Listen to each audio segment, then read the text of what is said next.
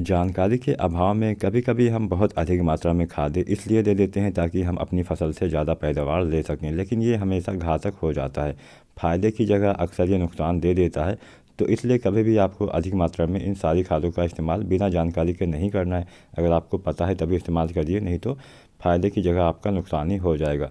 आज की वीडियो में दोस्तों हम जानने वाले हैं कि धान में पोटास हमें कब देना चाहिए, पोटास की कितनी मात्रा का प्रयोग हमें करना चाहिए, इसके क्या फ़ायदे होते हैं, क्या नुकसान होता है। पूरी जानकारी आपको आज की इस वीडियो में पोटास से संबंध में देने वाला हूं कि धान में सही समय क्या होता है। तो किसान भाइयों, वीडियो को एकदम लास्ट तक देखना, अंत तक देखना, तभी आपको सही से पूरी जानकारी मिल पाएगी। और ऐसे ही आप SRJ फार्मिंग चैनल पे प्यार बनाए रखना, सब्सक्राइब करते रहना, लाइक करते रहना।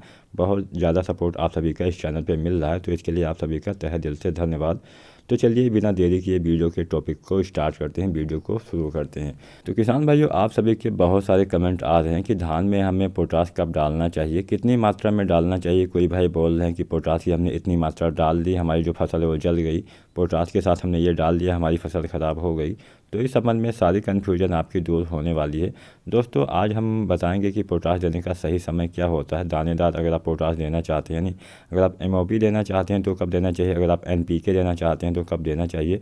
दोस्तों, आप सभी को पता ही होगा, धान की फसल के लिए नाइट्रोजन, फास्फोरस और पोटास, ये जो 3 तत्व होते हैं काफ़ी महत्वपूर्ण होते हैं। समुचित विकास में काफ़ी योगदान करते हैं। नाइट्रोजन पौधे के विकास में मदद करता है, फास्फोरस जड़ों के विकास में, कल्ले बनने में मदद करता है, और पोटास दाने बनने में आपका मदद करता है। तो ये 3 खादें ऐसी होती है जिनकी कमी हमें अपने धान की फसल में नहीं होने देनी है।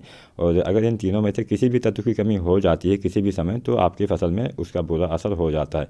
और इस समय आपकी फसल को सबसे ज़्यादा ज़रूरत होती है पोटास खाद की। यानी जो अभी बालियाँ बनने वाली अवस्था यानी गबोड़ अवस्था होती है, इस अवस्था में ही सबसे ज़्यादा आवश्यकता होती है पोटास खाद की। और अगर इस अवस्था में पोटास की कमी हो जाती है तो आपकी जो धान में बालियाँ निकलती हैं सफ़ेद रह जाती हैं, कमज़ोर रह जाती हैं, पतली रह जाती हैं, उनमें दाने सही से नहीं बन पाते हैं।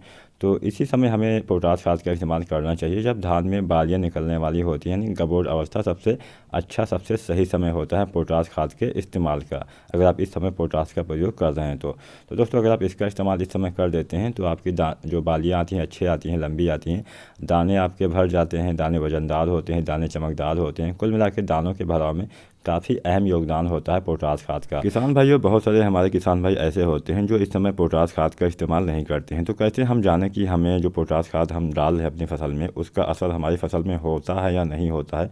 तो सबसे अच्छा तरीका यही है, आप कोई ऐसी फसल देखिए, कोई ऐसी धान की खेत देखिए जिसमें पोटास खाद का इस्तेमाल ना किया गया हो, और आप अपनी फसल देखिए जिसमें आपने पोटास खाद डाला हुआ है। दोनों की बालियों में आपको अंतर नज़र आ जाएगा, बालियों में जो दाने हैं उनमें अंतर नज़र आ जाएगा। जिसमें पोटास खाद का इस्तेमाल ना किया गया होगा उसमें बालियों में आपके जो दाने हैं वो सही से भरे नहीं नज़र आएंगे, लेकिन जिसमें इस्तेमाल किया गया होगा उसमें सारे दाने आपको भरे ही नज़र आएंगे। आप ये खुद जाइए, खुद देखिए, तभी आपको इसका एहसास होगा कि हाँ, पोटास से लाभ होता है। इसके अलावा जब धान की कटाई होगी तब भी आपको अंतर दिखाई देगा।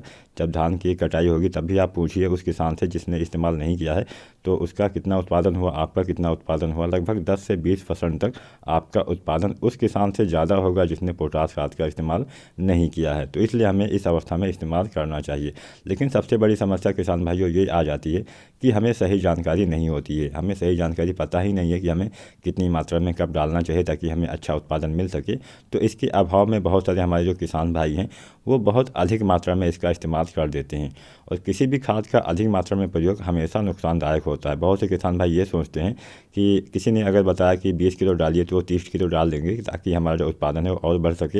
लेकिन जो मात्रा लोग बताते हैं वो सही मात्रा होती है, लेकिन जो आप डाल देते हैं ज़्यादा मात्रा, वो नुकसानदायक हो जाती है आपकी फसल के लिए। क्योंकि अधिक मात्रा में किसी भी चीज़ का सेवन, किसी भी चीज़ की खाद का प्रयोग आपके फसल पे हमेशा नुकसानदायक ही होता है। कोई भी चीज़ हो, खाद हो, पानी हो, कुछ भी हो, अगर ज़्यादा मात्रा में डालेंगे तो हमेशा नुकसान ही करने वाला है। तो यहाँ पे अब हम जान लेते हैं मात्रा के बारे में, उसके बाद में बताएंगे कि कैसे आप डाल के अच्छा उत्पादन ले सकते हैं। तो यहाँ पे हम सबसे पहले बताने वाले हैं आपको जो दानेदार आता है MOP, जो दानेदार पोटास आता है उसके बारे में। तो उसकी मात्रा आपको लेनी है 25 किलोग्राम प्रति एकड़। अगर आप 25 किलोग्राम प्रति एकड़ की मात्रा लेते हैं तो मैं गारंटी देता हूँ आपकी जो धान की फसल है वो ना तो जलेगी।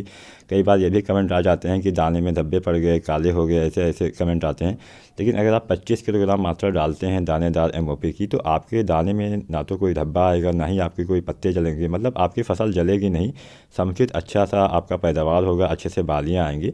तो इसको आपको देना होता है। सही समय होता है गबोर अवस्था, यानी जब बालियाँ निकलने वाली होती हैं उस समय आपको 25 किलो MOP देना होता है। दानेदार जो पोटास होता है बालू रेत के साथ मिला के आपको इसका इस्तेमाल करना चाहिए। अब बात कर लेते हैं स्प्रे के माध्यम से। जो किसान भाई दानेदार नहीं देना चाहते हैं स्प्रे भी कर सकते हैं। स्प्रे आपको 2 बार करना होता है। अगर आप दानेदार पोटास दे रहे हैं तो 1 बार ही आपको देना है। अगर आप स्प्रे कर रहे हैं तो 2 बार करना होता है। पहला स्प्रे आपको धान में बालियाँ निकलने से पहले करना होता है, दूसरा बालियाँ निकलने के बाद।